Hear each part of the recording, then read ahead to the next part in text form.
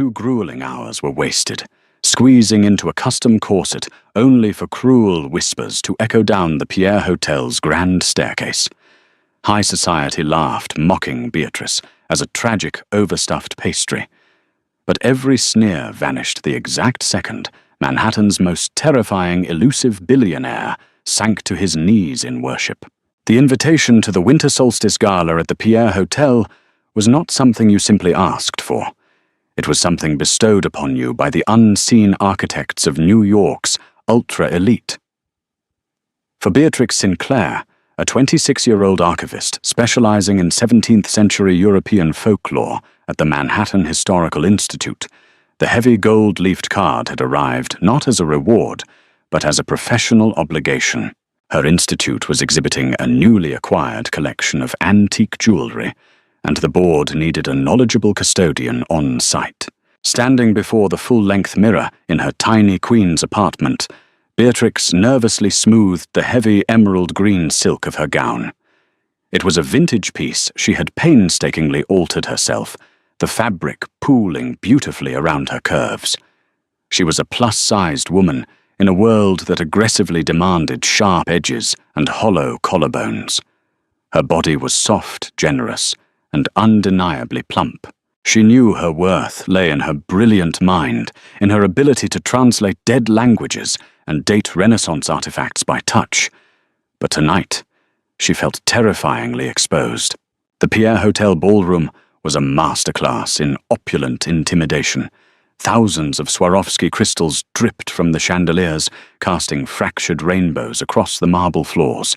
The air was thick with the scent of Baccarat Rouge, 540 expensive champagne, and something else, something metallic and sharp like copper and ozone, lingering just beneath the perfume. Beatrix hovered near a velvet-roped display case, holding the infamous Caterina Blood ruby, nursing a glass of sparkling water. She felt the heavy gaze of the room pressing against her. "I didn't realize the Institute was employing the cast of a baker's reality show, Ashton." Did she eat the other historians? The voice was a perfectly modulated, icy drawl. Beatrix froze.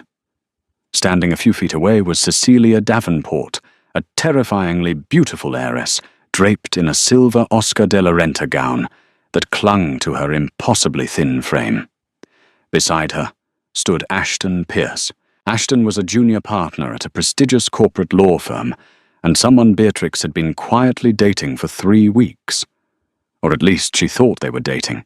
They had spent hours in obscure coffee shops discussing history and art. He had smiled at her, held her hand, and told her she was profoundly unique. When he found out she was attending the gala, he had promised to meet her by the displays, promising to dance with her. Now Ashton looked at Beatrix, then back at Cecilia, a flush of embarrassment creeping up his neck. Instead of defending her, he let out a nervous, breathless laugh. "She's just the hired help for the artifacts, Cecilia." Ashton muttered, deliberately avoiding Beatrix's stricken eyes. "I think they just needed someone with enough gravity to keep the display cases from tipping over." A chorus of cruel, muffled giggles erupted from the surrounding circle of socialites. Beatrix's heart plummeted into her stomach, shattering like cheap glass. The betrayal was a physical blow, stealing the air from her lungs. She looked at Ashton, hoping to see a flash of regret, but he was too busy trying to assimilate into Cecilia's orbit of generational wealth and cruelty. "Honestly," Cecilia continued, taking a sip of her champagne, her voice carrying over the string quartet, playing softly in the corner. "It's a tragedy what some people try to squeeze themselves into. Green silk. She looks like an overstuffed velvet sofa. Someone should call an upholsterer before a seam bursts." The laughter grew louder, no longer muffled. Eyes turned toward Beatrix. The sharp, predatory stares of New York's elite pinned her in place. They were wolves impeccably dressed and starving for a victim to tear apart for the evening's entertainment. Tears prickled hot and fast in the corners of Beatrix's eyes. The emerald gown, which had made her feel beautiful an hour ago, now felt like a neon sign, broadcasting her vulnerability. Her soft, plump arms, her full hips, She suddenly wanted to carve them away. She placed her glass on a passing waiter's tray with a trembling hand, her mind screaming at her to flee, to run out into the freezing December air and disappear into the anonymity of the subway. She took a step back, her heel catching on the hem of her dress. She stumbled, barely catching herself on the edge of the display case. Another ripple of amusement washed through the crowd. "Careful, Godzilla!" a cruel voice murmured from the back. Beatrix looked down her face, burning with a humiliation so profound it made her physically nauseous. She gathered the heavy silk in her hands, preparing to make a shameful, hasty retreat toward the brass-trimmed doors. But before she could take another step, the heavy oak doors of the ballroom slammed open with a force that made the crystal chandeliers rattle. The music stopped abruptly. The string quartet's bows froze mid-stroke, producing a sharp, dissonant squeak that echoed in the sudden, suffocating silence. The temperature in the grand ballroom seemed to drop 20 degrees in an instant, a sudden biting frost that made the breath visible in the air. A collective gasp rippled through the crowd, followed by a hushed, terrified reverence. The sea of designer gowns and bespoke tuxedos parted instantly, scattering like terrified fish evading a leviathan. Standing in the entryway was Sebastian Rourke. To the mortal world, Sebastian Rourke was a phantom billionaire. He owned half of Manhattan's real estate-controlled global shipping conglomerates and was notoriously reclusive. He never gave interviews, never appeared in daylight, and his wealth was so vast it bordered on mythological. To the hidden ancient world that lurked beneath the city's glittering surface, he was something far more terrifying. He was the sovereign, the vampire king of the eastern seaboard, a predator who had walked the earth for over 800 years, wielding power with a ruthless, detached brutality. He stepped into the ballroom, and the sheer force of his presence was paralyzing. He was tall, his broad shoulders encased in a pitch-black custom-tailored suit that seemed to absorb the light around him. His hair was dark and swept back, framing a face of devastating aristocratic angles. But it was his eyes that commanded the room, a mesmerizing, dangerous shade of deep crimson that currently blazed with barely suppressed violence. Cecilia Davenport instantly straightened her cruel smirk, transforming into an eager, desperate smile. She smoothed her silver gown and took a step forward, angling her impossibly thin body to catch his eye. This was the ultimate prize. To be noticed by Sebastian Rourke was to be elevated to absolute royalty. "Mr. Rourke," Cecilia purred, her voice dripping with practiced seduction. "We are so honored you could join us." Sebastian didn't even look at her. He didn't blink. He walked right past her, his long strides eating up the distance across the marble floor. He moved with a liquid, predatory grace that made the hairs on the back of Beatrix's neck stand up. He was walking straight toward the artifact display, straight toward Beatrix. The crowd watched in stunned silence. Ashton Pierce took a hasty step back, his face draining of color as the towering billionaire approached. Beatrix froze, her tear-filled eyes wide with confusion. She stood there feeling like a ruined, unkempt mess in her green dress, her chest heaving as she tried to control her breathing. Why was he coming here? Was she standing too close to the artifacts? Did he own the hotel? Was she about to be thrown out for causing a scene? Sebastian stopped inches away from her. Up close, he was beautiful in a way that defied human comprehension. His skin was pale and flawless, resembling polished marble, and he smelled of aged cedar winter wind and ancient power. He looked down at her. His crimson eyes swept over her tear-streaked face, taking in her trembling lip, the flush of shame on her cheeks, and the soft, full curves of her body wrapped in the emerald silk. For a terrifying second, Beatrix thought he was going to laugh too. Instead, a low, dangerous rumble echoed in his chest, a sound so deep it vibrated against Beatrix's ribs.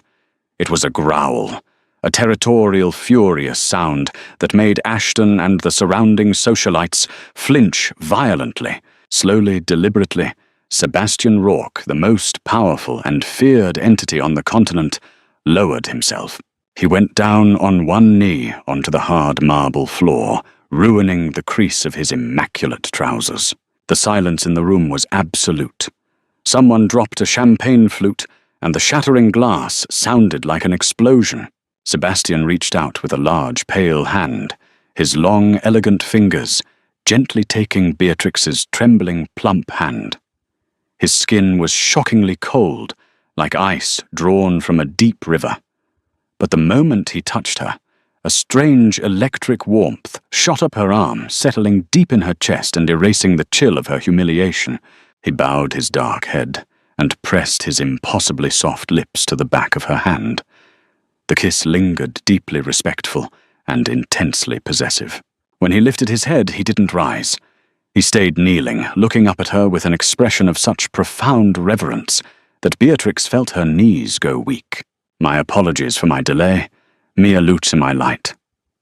Sebastian said, his voice a rich, dark velvet that carried effortlessly across the silent ballroom.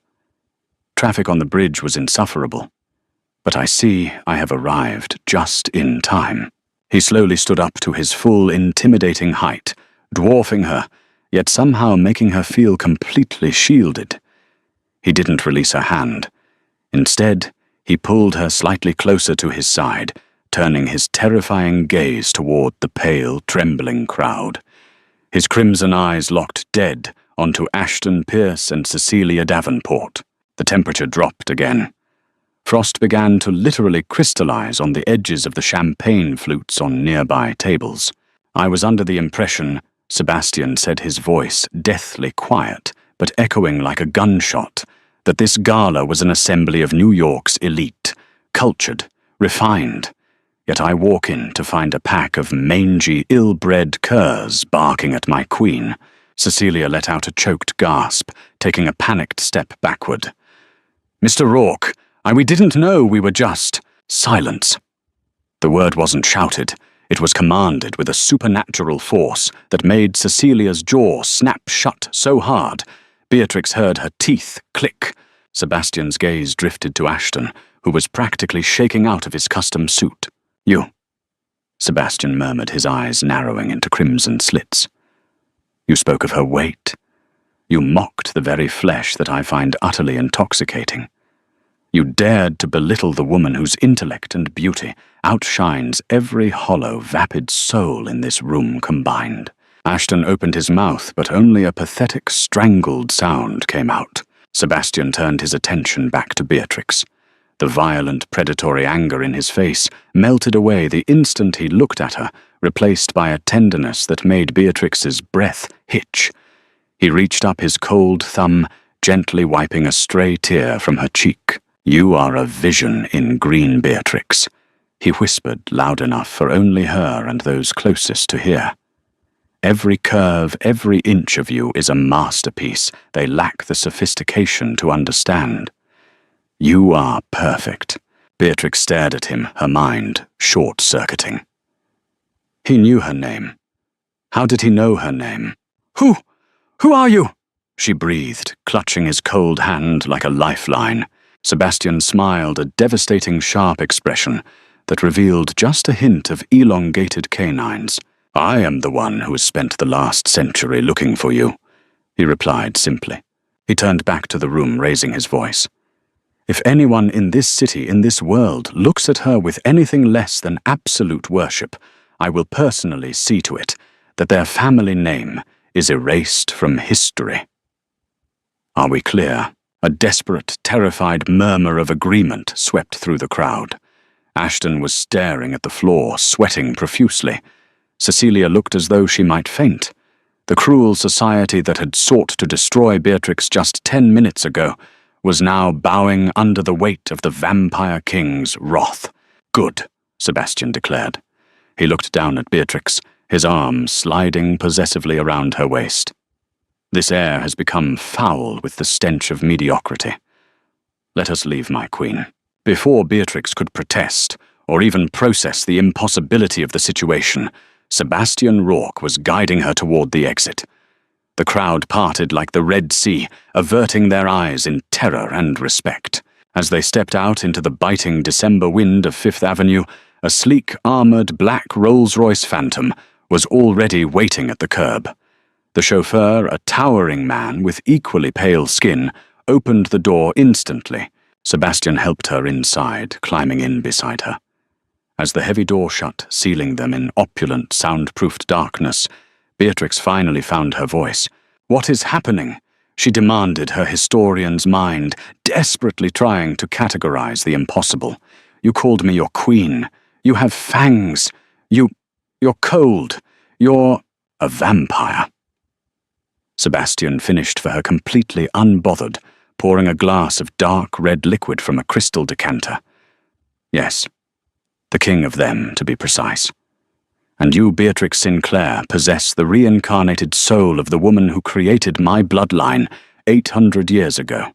And unfortunately for both of us, by publicly claiming you tonight, I have just painted a massive target on your back." He handed her the glass, his eyes glowing in the dim light of the car. "Drink. You're going to need your strength. The real monsters aren't the socialites we left behind, and they are already hunting you." The Rolls-Royce Phantom glided silently through the rain-slicked streets of Lower Manhattan, finally descending into a private subterranean garage beneath the Woolworth building. Beatrix's mind was a chaotic whirlwind of academia and absolute panic. She was a historian. She dealt in cold, hard facts, carbon dating, and primary sources. She did not deal with immortal beings sipping blood from baccarat crystal in the back of a luxury vehicle. "You're insane," Beatrix stated, clutching the leather armrest. Her breathing was shallow. "I'm an archivist. I did my postgraduate fellowship at the Morgan Library and Museum. I spend my weekends eating bagels in Queens and translating 17th century French municipal records. I didn't create a bloodline." Sebastian pressed a hidden button on the console, and the car partition lowered. "In 1412, a woman named Genevieve of the House of Valois was burned at the stake in Rouen," he said softly, his crimson eyes locking onto hers. "She wasn't a witch, but she was a scholar of alchemy. She was also my wife. When the Inquisitors set the pyre ablaze, she used the last of her life force to bind my soul to the earth, giving me the strength to survive the flames. She gave me immortality, Beatrix, but the spell required a vessel to anchor it through the centuries." The Phantom eased to a halt. The towering chauffeur opened the door and Sebastian guided Beatrix to a private elevator that hummed with quiet, expensive electricity. "The soul reincarnates," Sebastian continued, as the elevator shot upward, bypassing 100 floors in seconds. "But it takes centuries to reform a spirit as powerful as Genevieve's. I have scoured the globe for 800 years. I walked through the ashes of the Black Plague, the trenches of the Somme, the ruins of Berlin. I found nothing, until 3 weeks ago, when I felt a surge of ancient resonance pulse through the city. The Laurentian Codex." Beatrix whispered, her eyes widening in sudden realization. The elevator doors chimed and opened into a sprawling multi-level penthouse that looked like a cross between a medieval fortress and a modern museum. "The Institute acquired it 3 weeks ago. I was the first one to unseal the binding." "Exactly," Sebastian said, helping her out of her heavy emerald coat. "The moment your bare hands touched that text, the dormant magic in your blood awakened. It sent a beacon across the eastern seaboard. Unfortunately, I wasn't the only one who felt it." He led her to a massive leather sofa facing floor-to-ceiling windows overlooking the glittering Manhattan skyline. In the Renaissance, Beatrix, a woman of your soft, generous stature, was celebrated as the ultimate symbol of prosperity, life, and power. Your body is quite literally a vessel built to contain an immense ancient energy. The hollow, starved socialites of this era could never withstand the gravity of your soul. But my rivals, they know what you are, rivals. Beatrix asked, her heart hammering against her ribs. Victor Sebastian spat the name as if it were poison. A defector from my court. If he consumes your blood, he absorbs the anchor of my immortality. He becomes unkillable, and I will turn to dust. Before Beatrix could process the horrifying weight of his words, the penthouse shuddered violently. The sound of shattering reinforced glass echoed from the lower levels. The alarm system shrieked a high-pitched mechanical wail before being abruptly silenced. The heavy mahogany doors at the far end of the library splintered inward, groaning under an unnatural force. Sebastian's demeanor changed instantly. The cultured billionaire vanished, replaced by the apex predator.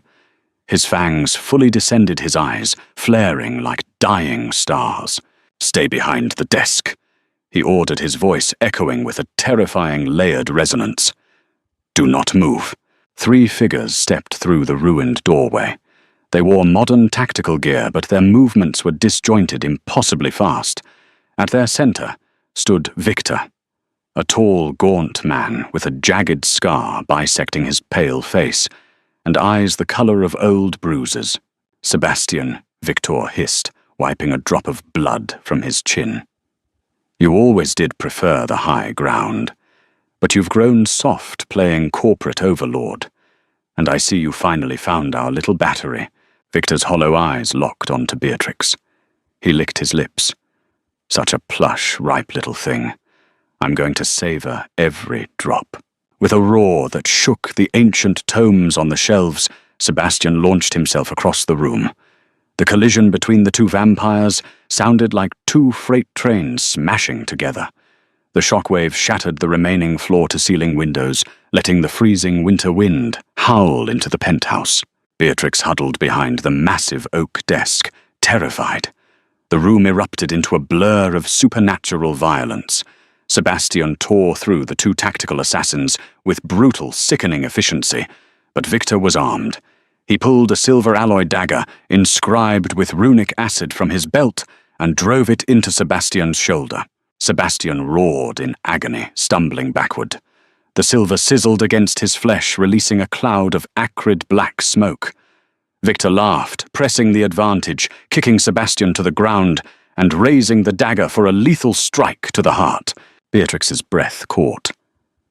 He's going to die. Her historian's mind, trained to observe, categorize, and solve, suddenly snapped into hyperfocus. She looked wildly around the room.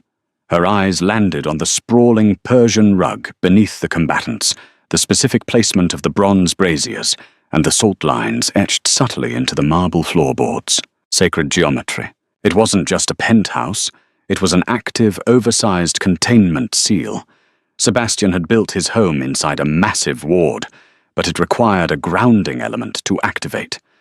It required the creator, the anchor, Beatrix muttered. She didn't think. She moved. Gathering the heavy emerald silk of her gown, Beatrix bolted from behind the desk. She didn't have weapons or supernatural speed, but she had the weight of her intellect and the blood of an alchemist in her veins.